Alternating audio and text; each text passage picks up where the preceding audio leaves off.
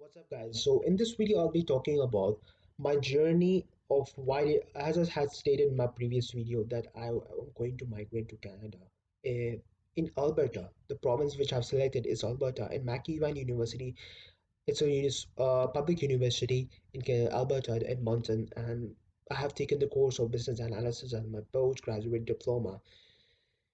So, technically, in this video, I'll be clearly portraying all the strategies and techniques of majority of the students who are not able to cross the 5.5 barricade, and they continuously struggle over there. If you have taken certain amount of videos on YouTube and you're not getting, if you're solved not getting any ideas from them, like myself, I've gone through YouTube channels, searched a lot of videos, innumerable number of videos on YouTube. I've tried to figure out a path for myself, actually. Which path works best for me? So you have to figure out which path technically is best suited for you, and accordingly you head in the right direction for yourself. So first of all, just by watching videos and just by solving practice tests isn't going to do anything, guys. However, I don't recommend you to not do practice tests at all. But what all I'm saying is doing without any uh, sufficient amount of technique, without any right strategy. If you keep on doing practice tests, that isn't going to reap any much benefits. You're just going to waste your time. You're just going to waste your amount of energy on the test, and it is not going to be beneficial. And all you're going to be doing is wasting time. So stay tuned, watch the video till the end, and I'll be portraying all the tips and strategies in this entire video. So firstly, IELTS is an international English language testing system, as we all know. It has been portrayed by the Cambridge and the University of Australia. They have both merged together, and they are two separate entities and bodies where they are known for their IELTS English language testing system. So if you go for the British Council, it will be good. It is from UK. If you go to IDP, it is from University of Australia. So you have two test centers. Either of them, you can choose any of them. Either you want to go to IDP, either you want to go to British Council. So it is completely up to you which test center would you like to book. So let's get deep into the strategy. So firstly, if you're having difficulty in reading, especially like myself, what I had, I was having difficulty. I was literally not able to figure out a way in reading module, especially, whereas my listening, writing, and speaking were perfect. I was having no difficulties in them. Listening, I used to just solve just one test and I was done. I was literally done. I would not touch listening at all. Maybe two tests and then I'm done. But probably the reading module was the only thing where I was consistently disciplined. I was disciplined, I was consistent, and I was really really punctual. I was solving at least a three test in one day, which was nerve-wracking actually, which was actually quite exasperating. At the same time, I was very disciplined as well. So in this video, I'll be talking about that only. Just solving practice test isn't going to make anything. So the first strategy over here is you first go through the questions, right? By questions, I mean the questions of the passage, right? Don't just read the passage blindly and just then later on shift to the questions and then the passage. This is the navigation is going to be quite difficult for you. So I would highly recommend all of you who are watching this video to please shift your preference towards the questions first and then come to the passage later on. So have a look at the questions for just about 1 minute. Just browse through the questions. Make sure make sure you read the questions not once or twice. Go back to the passage. Just try to skim, fast read, fast, skim, scan. If you want to underline, you can just there's an option on the computer test system where you can just right click on the mouse and you can just highlight. So just skim, scan the text quite fast because you just have 60 minutes on the clock. and 60 minutes isn't sufficient. I had a really time management problem, and the only way to cure this is skim, scan. Read the questions first, then the passage. Follow this. The first section is relatively the easiest. The second one is moderate, and the third one is the most hardest. So I would highly recommend to go for the first section, because if you tend to score at least, if you want to score at least 6 band or maybe 6.5, for 6 band you need 23, and for 6.5 you need at least 28 to 29 out of 40. So if you're looking to score at least 6.6 to 6.5 bands, I would highly I would highly recommend and encourage you to follow this advice. It's very effective, guys. Trust me, it really works for me. It worked out for me. I'm sure definitely it will work out for you as well. So just go through the questions first. Go just scan the passage really fast. Try to get a clear understanding of what the passage is talking about. Usually in the first section, they usually ask true, false, fill in the gaps, and complete the summary from the following list of words. So these are relatively very easy. True, false. The only trick is if the statement is directly mentioned in the passage, then it's true. If the statement is contradicting the one which is mentioned in the paragraph, it's false. If the statement is not given in the passage, is completely not given, so straight away you need not waste any time and just write not given. It's clearly not portrayed in the passage, so straight away don't waste your time and write, just write no, not given, right? So complete the summary from the list of words. For that, you just have to hunt for the specific paragraph. You have to hunt, you have to scan. You just can't rely on the words and just start entering a random number of words. That will just you put you in vain. So for this, complete the summary. Try to look in the passage, find the appropriate passage, and from there, from where you left off, continue from there itself. And this is how you complete the summary appropriately. Look for the passage, start reading, slowly read the word, and find the synonym, what it is actually mentioned in the paragraph. Continue reading from where you left off for the next question, and this is how you follow. This is how you sequentially complete the summary. Next, in the next session, they probably might ask, let's say, which paragraph contains the following, or maybe list of headings, or maybe complete the diagram, which is very rare, very rare. Complete the diagram is very rare. So which paragraph contains the following, or maybe list of headings, or maybe yes, no, not given, right? So list of which paragraph contains the following. I would highly recommend you to go in the end. For before that, you can just try to list do the list of headings, whereby you read the passage thoroughly, get a clear conceptual understanding of it, what the paragraph is actually saying, what is it actually interpreting, and then accordingly match the heading appropriately.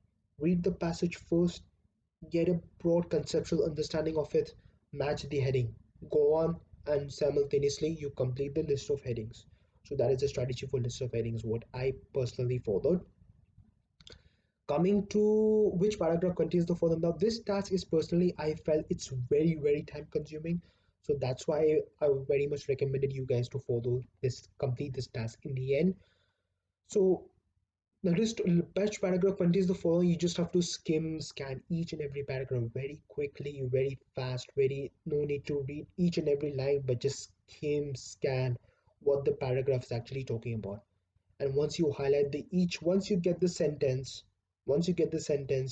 immediately just write the name of the alphabet, which paragraph is it, A, B, C, D, E, F.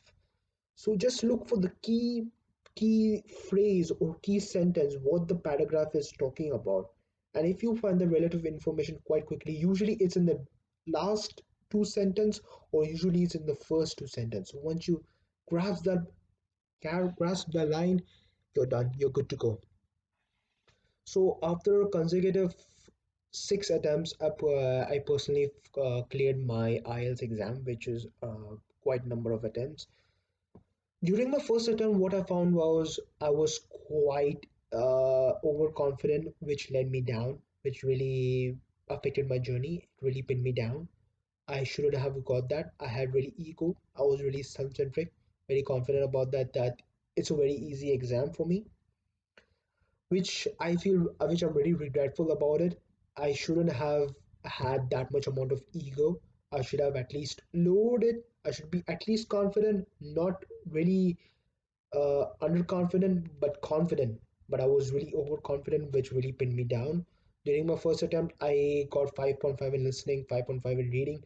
Both the modules I was down, the only modules I created was writing and speaking. So I just kept on solving practice tests after practice tests. I went to IELTS Cambridge books. I saw the practice tests on online Google, so on several websites. Second attempt I made, unfortunately, no improvement. Third attempt I made, no improvement at all. The only thing was I just got six. I cleared my listening module, which was six band. Reading was the only module which I stuck. In third attempt, I got 5.5. Writing, speaking, again, I cleared very easily. Writing and speaking was never a big major issue for me. So without any solving writing modules, writing, I was just was careful about that. Don't use slang. Do not use any slang words. Write full sentences. Write write write in informal language. Use Don't use any heavy vocabulary words, which I technically followed this tip as well. So writing was never a big issue for me, so I cracked writing in my just first attempt itself. I cracked my writing and speaking. Speaking was very easy for me as I make videos on YouTube, so speaking is quite good for me. I'm very good in speaking naturally. I love to speak videos. I love to make videos. It's my passion, and that's what I've been doing. So in my fourth attempt, I worked really hard. I was passionate. I was All I did was endure, embrace, and thrive. So I was consistently solving test after test after test. Cambridge books. I solved Barron books. A lot of tests online on my computer. Sat down, dedicated myself at least 3 to 4 hours every day. Got up early morning, but nevertheless, things didn't go in the right direction for me, and unfortunately, it was really depressing. I was really exasperated. And the thing was, in this situation, I don't know what to do. What am I supposed to do now? I'm consistently getting 5.5 on just in one module, not just in two modules. Earlier, I was getting in two modules, then it came down to one. Consistently, I was scoring 5.5 bands. So I don't know what is my appropriate path. What should I do actually? So thereby, I took a 15-day course in reading primarily. It was a 15-day course. Probably it was in March. It was in March. Yeah, it was in March. So it was a 15-day long course where there were tutor was assigned to me, and she was really humble. She was very courteous, very humble, a very dedicated tutor. She really helped me out, figure out my identifying my weaknesses, where I was struggling actually. How should I overcome my weakness? How can I convert my weakness into strengths? And how can I relatively crack the 5.5 barrier? So what she did was every every day when I used to join the class, before that she used to give me a practice test where I used to apparently solve it within an hour. Uh, but the practice test during the first couple of four to let's say five, six, seven, eight, nine, uh, 5 to 6 days, I was consistently getting around 20, 19 out of 40, which is around 5.5. For 6, I would actually be required to score at least 23 out of 40, but unfortunately I wasn't getting that. So I kept on striving, I kept on enduring. I was really optimistic about the situation. I was quite persistent. I wanted to endure my complexities. I wanted to endure all my weaknesses. I knew that I'm not able to. Sometimes I was quite infuriated and tried to self-curse myself why I'm not able to interpret the questions appropriately. So blah blah blah. This all stuff started affecting me really personally, and I got really personal about myself. What is it actually that I'm not able to either? Am I not able to interpret the question, or if I'm not able to understand the task appropriately? Be it true, false, be it what paragraph contains the following and list of headings, etc. So This was the only way out where I used to consistently solve my test, but it didn't help me out. So eventually I joined a course. After solving everyday test for 15 days, I consistently that my mentor gave me tests. So I started to get a lot of confidence. I started to get a lot. I was quite exuberant, and I started getting confidence started arousing in myself that yeah, my score is actually going above 20. I required 23, but the tutor said me aim for at least 6.5. If you get at least 6.5, that will be very beneficial for you for migrating abroad. As a result, in my final day of my course, I was scoring around 30, 32, which was around 7.5, luckily. And 30 to 30, which meant a really big, it was a really big, a massive achievement for me to score at least 7 to 7.5. And therefore, I was very optimistic. I was really confident that in my sixth attempt, the sixth attempt, guys, this was my sixth attempt in my IELTS journey. Not once, not twice, not thrice, not four, five, six. Sixth attempt, I booked my attempt. I booked my test not on the University of Wollongong, but I booked my test in British Council because all the time the five attempts which I was booking, it was University of Wollongong, which was IDP, and I personally think that they were probably wanted to gain money out of it. They were money seeking probably, so that's what they were consistently giving me the same mark repetitively over and over again. So the my sixth attempt, I booked my test in British Council, and I've headed for the exam on the on the same day. Same morning, I went to the exam hall. I was very confident. I was very optimistic about the situation with my dad. Uh, the first test was speaking interview. The speaking was really good, very easy. I was quite confident. I answered all the questions really in a really confident manner, very calm and very courteous, composed as well. I got around 7 point. I think 8 band in speaking. Yeah, 8 band in speaking. I ended up with the after a couple of 30 minutes. There was listening, reading, and writing module test. So after let's say 2.5 hours, I gave my test, and I was optimistic about the situation that this time in my sixth attempt I will definitely score at least a 6.5. So after a couple of 3 to 4 days, my results came out on my phone. I got a message stating that this is your relative score. And the scores were listening 6.5, reading 6.5, writing 7, and speaking 8 points. I was jumping in the air. That was an exhilarating moment. I was quite exuberant. I was I didn't know what to do. I was just jumping inside. My instincts were saying I finally did it, and I'm on the way to Canada to fly. I'm coming Canada 2023. So I hope, guys, this was a really motivational and inspiring video for you guys, and definitely you must have learned something or the either from this video. And that's my only objective is to inspire and motivate my audience and nothing else. Thank you so much, guys, for watching.